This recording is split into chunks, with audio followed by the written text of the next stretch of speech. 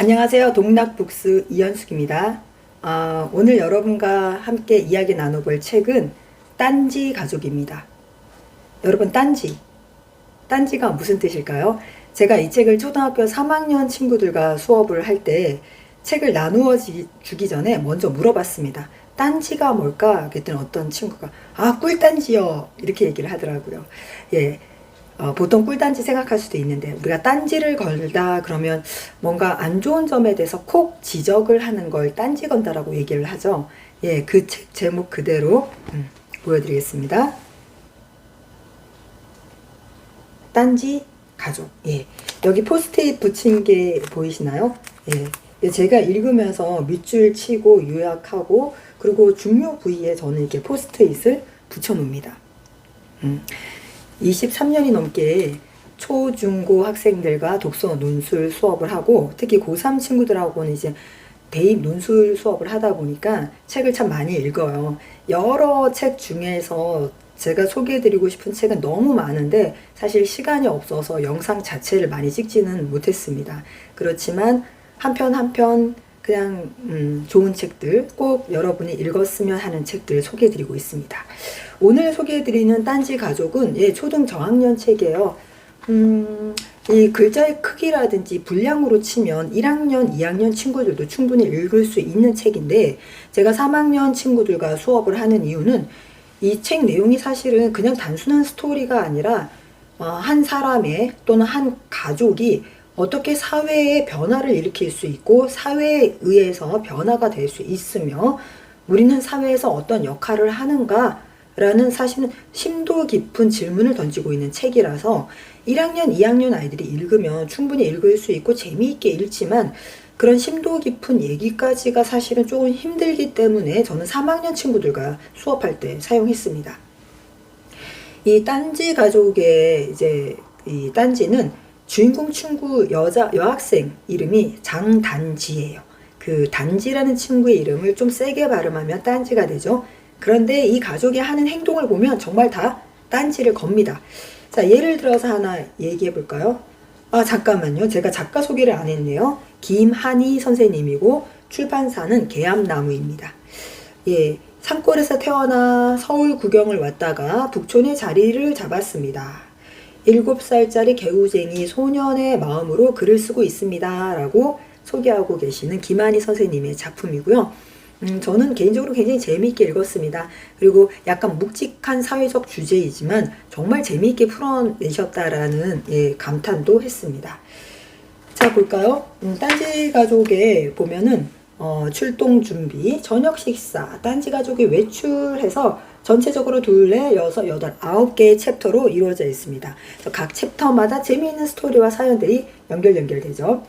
제가 첫 번째 챕터 읽고 요약한 거 한번 읽어봐 드릴게요.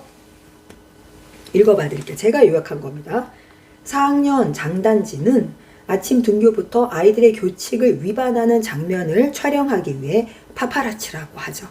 여기서 그렇게 표현하지는 않는데 보통 이렇게 타인이 위반하는 걸 좀 몰래 숨어서 촬영을 해서 고발하는 걸 우리가 파파라치라고 하잖아요. 학교 앞 문구점에서 과자 상자를 뒤집어 쓰고 아이들의 행동을 감시하고 있다. 자, 그러다가 고물 줍는 할머니와 다투기도 한다. 그래도 그런 상황 속에서 정한이가 빨간불에 건널목을 가로지르는 사진을 찍은 장단지는 조회 시간에 호진이와 정한이를 선생님께 고발한다. 자신도 규칙을 어겨 함께 청소를 해야 하지만 사회의 정의 구현을 위해 옳은 일을 했다는 생각에 마음이 뿌듯하다. 사회의 정의 구현을 위해서 옳은 일을 했다라고 생각을 하죠. 그래서 이런 행동을 우리가 어떻게 보면 치사하다라고 표현할 수도 있는데, 이 친구는 이제 사회의 정의 구현을 했다라고 생각을 해요. 자, 그러면서 이제 드디어 저녁 식사라는 두 번째 챕터가 나옵니다. 드디어 저녁 식사 시간이 되었어요. 네모 반듯한 식탁 위에 딴지와 딴지의 누나 딴주, 딴지 엄마 아빠가 둘러앉았어요. 저녁 식사는 온 가족이 함께 하는 게 딴지네 가족이 정한 규칙이자 식사 예절이랍니다. 좋은 예절이죠. 자, 이것도 제가 요약 한 거 한번 읽어봐 드릴까요?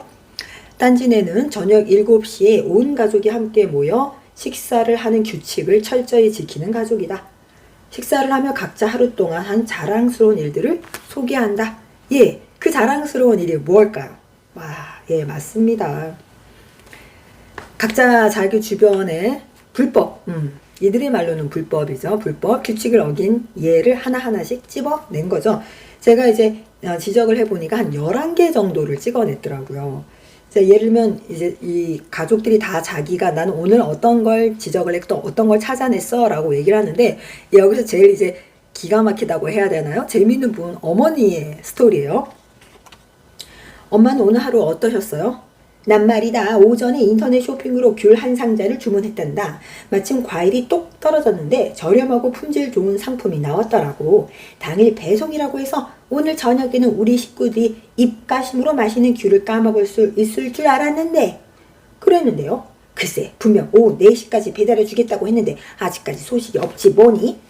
아니, 오늘 주문하고 오늘 가져다 주는 게 당일 배송이지. 오늘 엄마가 열변을 토하는데 초인종 벨이 울렸어요. 엄마가 조용히 숟가락을 놓았어요. 누구세요? 택배입니다. 그 소리를 듣고 엄마의 표정이 싹 바뀌었어요. 엄마가 굳은 얼굴로 문을 열자마자 택배원은 귤 상자를 거실 바닥에 툭 던졌어요. 일단 어머니는 4시까지 배달을 해줘야 되는데 오지 않았기 때문에 일단 이것부터가 규칙을 위반한 택배사 내지는 홈쇼핑 회사에 화가 나 있는 거죠. 그런데다가 이제 택배 기사가 귤 상자가 무거우니까 이제 좀 툭 내려놓는 상황이 벌어집니다. 저기 기사님, 혹시 시계가 고장났나요? 시계요? 저는 시계 안 차고 다니는데. 택배원이 뚱한 얼굴로 대답했어요. 그럼 우리 집 시계가 고장나나 보네요. 분명 오후 4시까지 도착한다고 했는데요. 엄마가 새침한 목소리로 쏘아붙였어요. 예, 주문이 많이 밀려서요. 택배원이 건성으로 대답했어요. 그럼 늦는다고 전화를 주셨어야지요. 휴대전화는 장신용이 아니잖아요. 저는 택배가 오후 4시까지 온다고 하면 적어도 3시부터는 기다리고 있어요. 그게 상대에 대한 최소한의 예의라고 생각하니까요. 그런데 지금 약속한 시간에서 자그마치 4시간이 더 지났죠. 죄송하다는 말 한마디도 없고요. 규칙을 정했으면 지켜야 하지 않나? 그게 신용사회의 기본 아닌가요? 엄마가 낮은 목소리로 조곤조곤 따졌어요.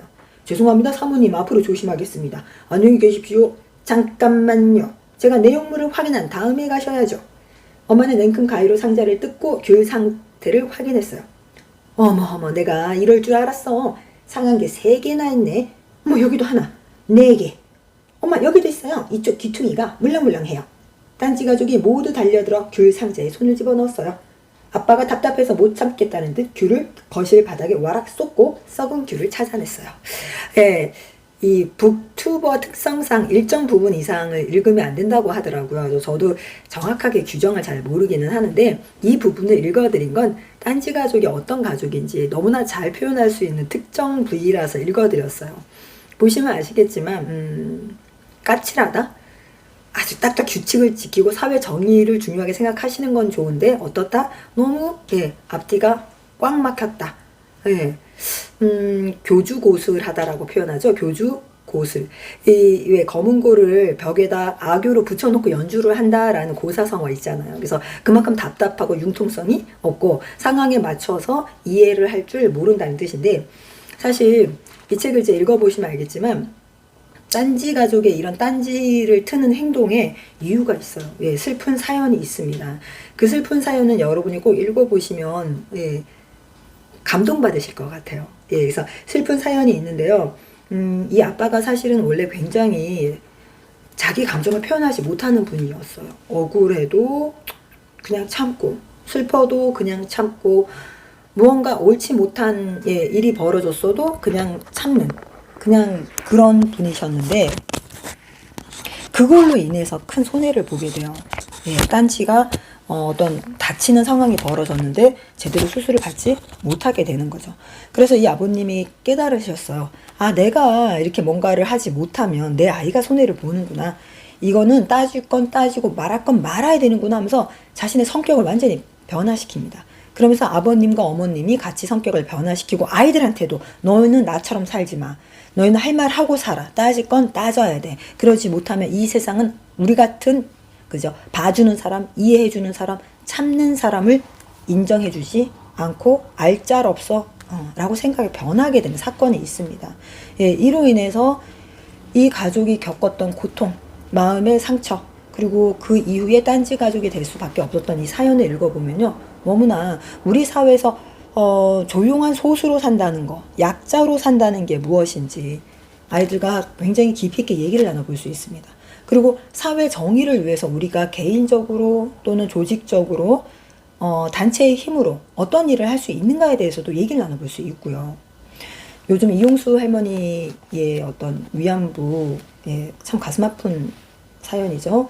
이로 인해서 많은 분들이 그 뉴스에 귀를 기울이시고 생각을 하시는데 아이들도 뉴스를 듣다 보면 그런 뉴스를 들을 수밖에 없어요. 그래서 위안부가 뭐야? 왜 그러는 거야? 라고 얘기를 할 때 그 이야기를 풀어나갈 수 있는 하나의 실마리로 저는 딴지 가족을 추천드리고 싶습니다. 그래서 우리가 사회에서 펼쳐지는 다양한 부조리, 규칙 위반, 그 다음에 서로가 서로의 편의를 위해서 어느 선까지 배려를 해야 되고 어느 선까지는 제재를 해야 되는지에 대한 다양한 기준선을 아이들과 얘기해 볼 수 있는 좋은 책이라고 생각해요.